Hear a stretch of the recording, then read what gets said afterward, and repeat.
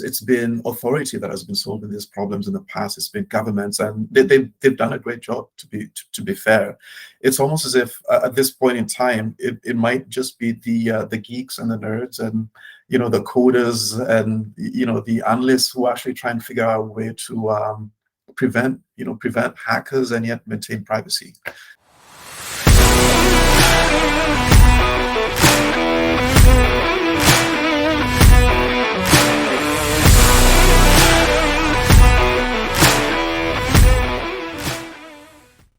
Hey everyone, welcome to this episode of Blockcast with your hosts, Will and Simon. And today we're talking about the Scroll Network. But before we get to that, let's start off by reviewing the market. How do you think the market is looking, Simon? Yeah, hi, Will. The market to me right now is showing bullish craziness and clearly in the middle of a bear market, though. Dogecoin going up 100% in a week, basically because Elon Musk buys Twitter. That's bull market craziness. So I think the lesson I'm learning is that even in bear markets, the market is entirely illogical at times as well. We kind of thought the market got to the point where macro was driving it, and that was kind of true, especially on the downslope. The macro environment, the interest rate rises, was putting huge pressure on all markets. So the correlation with the stock markets going down and crypto going down was very clear and evident to see. And that was the logical part. So the market was being logical then.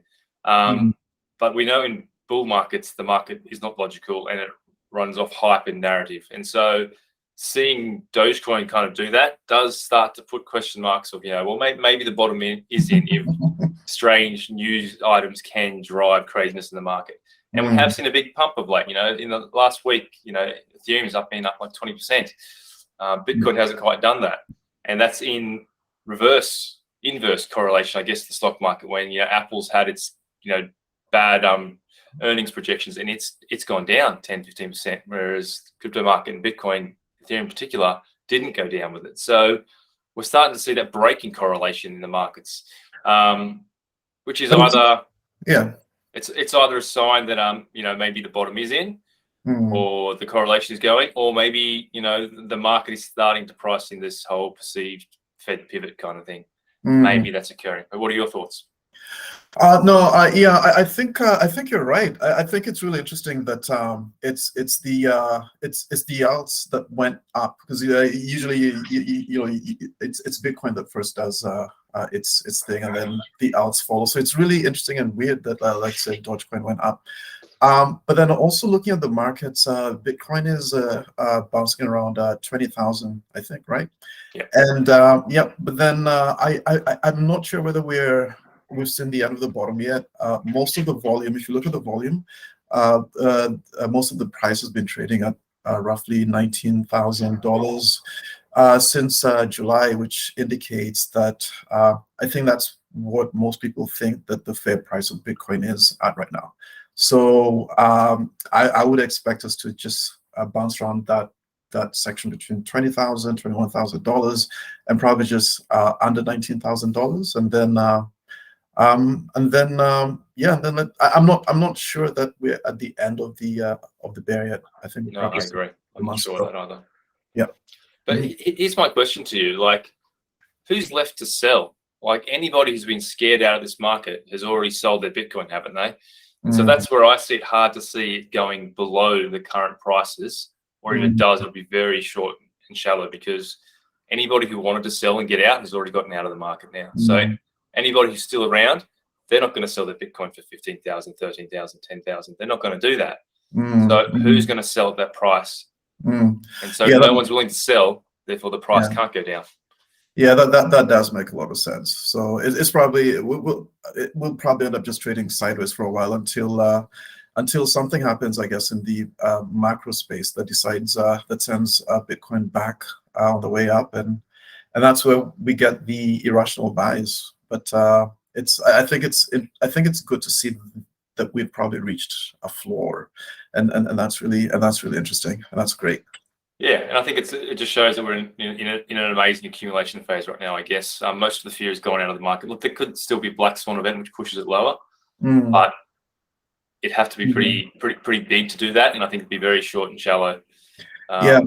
Yeah, because we did see a few black swans, like the whole Luna fiasco. We've seen a few bridge hacks as well, and surprisingly, we've held the bottom. So I mean, that's a really good sign as well. Yeah, and I think the other thing, I think the market hasn't necessarily started pricing in to a degree the whole change from Ethereum to proof of stake, with the issuance of Ethereum at the moment now, and with the EIP 1559 and the burn. I don't think people have really taken into account that we should have had, I think it's like almost 600,000 more Ethereum supplied into the market by now. But instead, we've only up around 2,500, 3,000 Ethereum. That's a huge change in supply of Ethereum. And maybe this recent, bump in the price is the market starting to notice that. But when does the world wake up to Ethereum is in a massive supply shortage at the moment? Price should start reflecting that, you would think. Indeed. Yeah, that's really exciting. Actually, I think that's amazing, because one of the things that Ethereum used to get was that I mean, it's inflating to infinity, and there's no stop to it. But here we are with Ethereum now being potentially a deflationary currency. That's amazing, and like you said, a lot of people probably haven't realized that. Yeah. And who knows? I wonder. I remember back in 2017, there was always the I forget what it was called, but it was that point where everyone thought that Ethereum might actually take over Bitcoin. So the flippening. The flippening. That's it. So it'll be interesting to see if that happens down the line. I think that would be really interesting. It's hard to imagine Ethereum not flippening and taking over the market cap of Bitcoin at some point in the future. A lot of people thought it was going to be the last bull market, but obviously it didn't. If I had put my money on it, I would say the next bull market, Ethereum should flip Bitcoin. That's it. And it's not because it's better than Bitcoin. It's just doing something very different than Bitcoin. And therefore it should have a higher market cap because it has far more utility than Bitcoin. And Bitcoin's doing its job, it's doing a great job at what it's being. Ethereum's just doing something else. And therefore, in many people's mind, my mind, it would be more valuable. Oh yeah, and all of the projects that are building on top of it. I remember I was looking at this project the other day, and I was critiquing it. So there's Hedera Hashgraph, which had an interesting take on blockchains, in that it was I guess you could call it a distributed ledger, but not really a blockchain. And when Hedera came out, it was interesting because it was fast. This is especially when Ethereum and all these other chains were crawling. But then the mistake that they made was that they patented their technology, and they actually came up. The same founding team actually came up with a new project recently called the Nillion Network. Very interesting as well. Very different take on distributed ledgers. But then they did the same thing, and they go, "Wow, we have this amazing technology, and we've totally patented it." But the thing is, I don't think anyone would want to build on that just precisely because it's owned and patented by somebody. And so that's what makes Ethereum amazing, in that it's totally open source. Anybody can replicate it. You've got chains on top of it, Polygon, side chains, layer 2s as well. So there's all of these crazy things happening on top of Ethereum's network.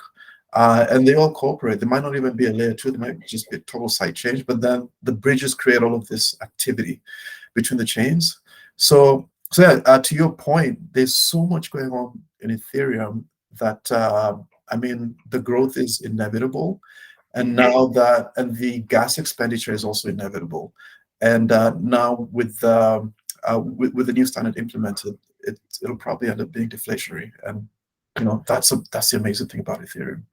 Yeah, the network effects are undeniable, and there's plenty of layer ones that have good potential, but they don't have that network effect. And can they capture and run down Ethereum in the long run? Who knows? Maybe someone will come up with something better. Because I guess at the end of the day, Ethereum really was kind of the first of its kind, the first smart contract blockchain. So that doesn't necessarily mean it has to be the winner, because so far in blockchain technology, it's tend to show that the first two has been the winner, because Bitcoin was the first and it is the winner as far as the store of value, and Ethereum as a smart contract blockchain is currently the winner. It seems to be the winner. But in other technologies, usually the first to the technology is not the winner. It's usually the second one who can iterate it and learn better and do better from it. So who knows? But network effects are enormous. Network effects are very hard to run down. I'd be betting on Ethereum. And couple the network effects, but not only the network effects, but also the amount of money that's already just in the Ethereum ecosystem. Moving up those billions would probably be a really difficult task to do. So who knows? Who knows? It's interesting. I was looking at a project called slAMM today, and I cannot remember exactly what the S and the L stands for, but the whole idea is about unifying liquidity.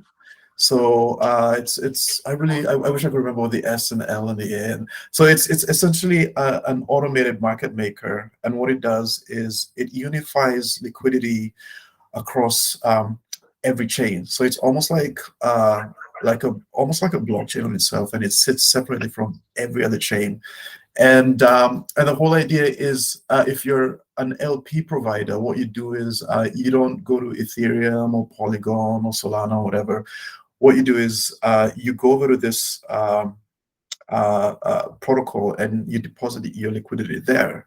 And what this protocol does is it appropriates it exactly where it's needed the most, which is where I suppose the trading is the highest. So it might be on a layer 1 on Ethereum, it might be a layer 2 on a different chain. So it apportions the liquidity automatically, and then it transfers the fees over to you, the provider. And if you're a trader, you get all of this great liquidity on any chain, on any network that you want. So it's really cool seeing that services like that coming out. So it's blockchain agnostic then, doesn't really care, and it'll move the liquidity to whichever blockchain it sees will get the highest fees. Exactly. So it's blockchain agnostic liquidity. It's kind of that theory of the layer 0 that people have been talking about, because you've got the layer 1 blockchains and you've got these layer 0s, which actually are kind of blockchain technology, kind of not, and they are kind of like a quasi bridge as well. Oh yeah, exactly. So it's about passing messages securely and properly between bridges. Is that only EVM compatible, or is that going across to like Solana? I'm not 100% sure. So actually, the protocol isn't out yet. It's just a white paper that Delphi Labs released. So it doesn't even have a website or like a service running yet. It's a proposal by Delphi Labs, and it's called slAMM. Just kind of cool. Yeah, I think that's kind of the I know the holy grail at the moment of these kind of things is having that interoperability between the separate, the non-Ethereum virtual machine blockchains. Because you probably know this more than me. Maybe you could give more insight into it. But as my understanding is that going between Solana and Ethereum is hard. Whereas obviously going between Ethereum and the other layer 1s or the other Ethereum compatible ones is quite easy. Yeah.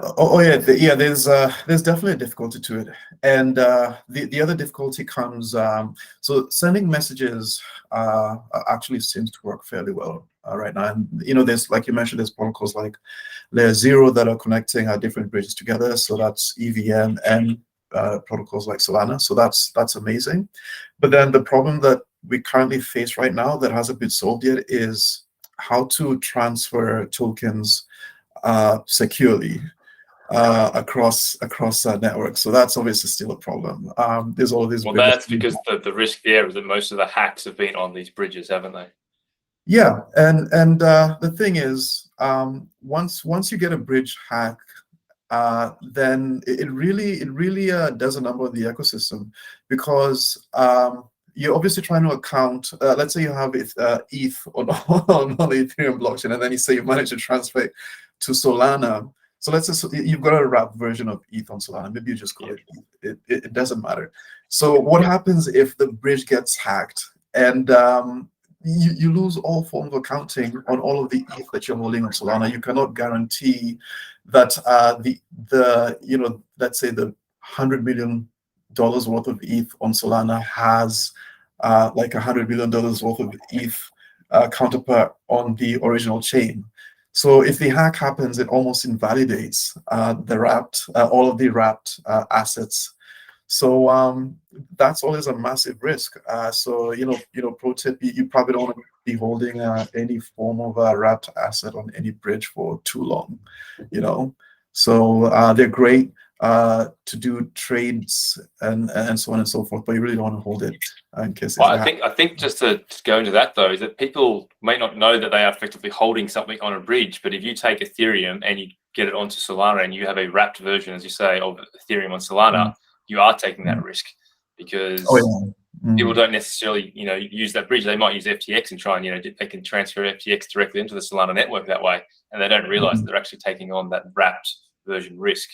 So any time you've got, Bitcoin on Ethereum, which is, the wrapped Bitcoin, there's rent Bitcoin, there's plenty of options out there. You're taking the same risk. So yeah, it's something that people need to be aware of when they start using other collateral on other blockchains. And yeah, hopefully there's a solution out there in the future that makes us a little bit more safer. But right now, there's no doubt that hacks happen the most on bridges. And if you are holding a wrapped version of a token on another blockchain, you are carrying that risk. Yep, probably want to be careful. Okay, well, that's a fairly wide-ranging wrap-up of the market, mate. So we wanted to talk about Scroll Network today. So tell us, what is Scroll Network and why do we need it? Oh yeah, so a really interesting project. So it's interesting because we're talking about bridges and layer ones and layer twos.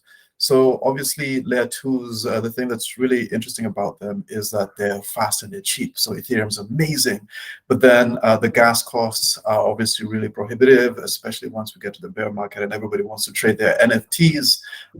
Gas just becomes ridiculously expensive.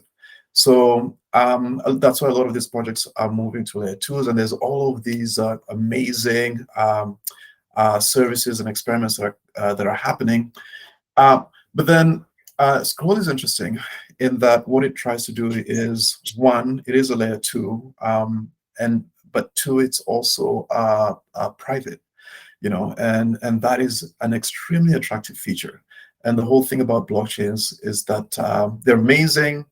And they're open, but that's also a massive problem because everybody can see what you're doing, and yeah, that's a huge problem. Like we all want our privacy. No one can see how much I have in my bank account. No one even knows when I send money to somebody else through my bank account. So why should they have that knowledge on the blockchain? I will caveat that though. Authorities can get information if they need to or want to. So that's the difference.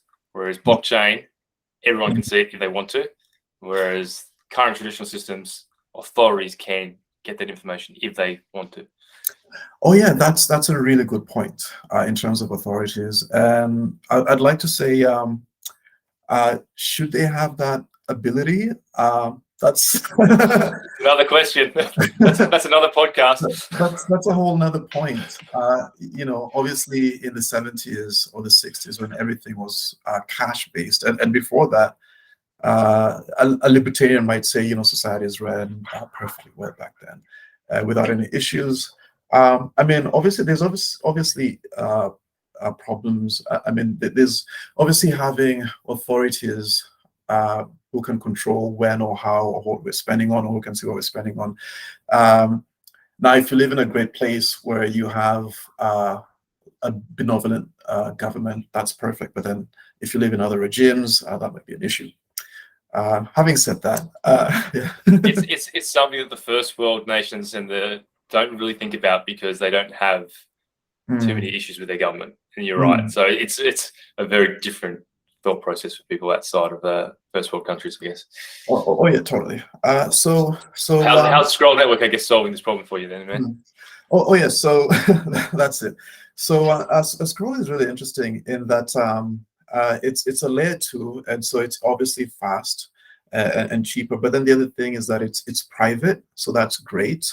And so there's other layer twos that are cheaper and private. For example, zk Money. That's amazing. So the challenge that Scroll seems to have solved is that it's not only masking transactions, but then it's also complete Turing complete. So it's fully Turing complete. So it's exactly like an EVM on a layer 2 that is completely private. So that's really interesting. And how they do that is really complicated. There's different ways to solve it. There's a secret network, for example. How they do that is by using specialized hardware. They use specialized hardware to be able to run Turing complete and private network. So I believe Scroll Network has found a different way to do it, and I really recommend looking at the paper. And I think the complexity is a little bit beyond the scope of this talk. Having said that, it's a really interesting project to look at. So I guess the question when it comes to security is, the big one in everyone's recent memory is Tornado Cash. So can Scroll Network have the same issues, and could some government come out and say that's banned, you can't use that? Oh yeah, no, yeah, that's definitely an issue as well. So it's not really, it's definitely a gray line. So Tornado Cash was definitely a mixer. And by the way, I don't think anybody supports hackers. If I have my money stolen, or if my friend's money stolen, I do not want hackers to use Tornado Cash or similar services.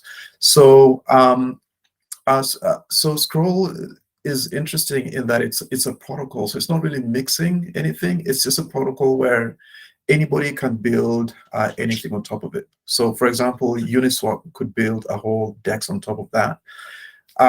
So I don't think a hacker would exactly be able to get away with the money. So for example, they might steal ETH, and then they might move it to say Scroll, another layer 2. But since most of the ecosystems are still on layer 1, all of the bridges are on layer 1. Anything you buy or sell in Ethereum is on layer 1s. They would have to come up, and I think that might be tricky for them. Would it? Because wouldn't you'd obviously be able to send, let's get numbers in, you send 20 ETH into the Scroll Network, you leave it in there for a couple of months, and then you bring out 3 Ethereum, and then you bring out 4 Ethereum to different addresses. Yeah, actually that would work. Yeah, I think that would work. Actually, that would work. So therefore the risk I see in that is that the government saying anything that comes out of the Scroll Network is not allowed. Yeah, so there's definitely there's definitely a difficulty there. Maybe one solution would be to use sort of like zk attestations. So in that, to get into the Scroll Network, you might need to have to prove that you are, say, Simon or Will or whatever, or which would attest that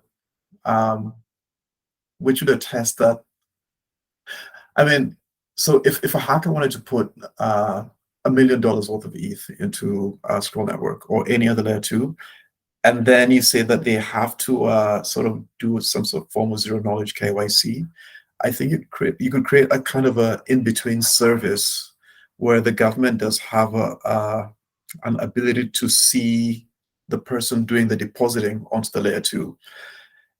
And once they have that person's ID, they could just go after them in real life. They don't have to track addresses, I think. Yeah.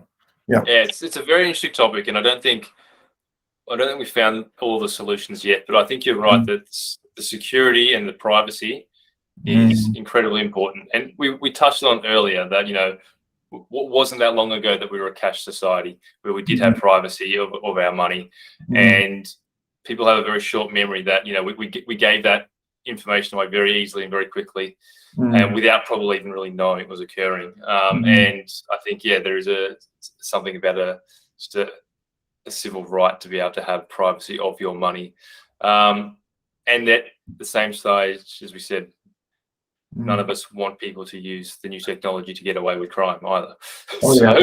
There's a weird balance, and we've got to find somewhere. But I think at the end of the day, what comes on top? Should it be individuals' freedom rights or suppression of individual freedom rights in order to get the few who are doing the wrong thing?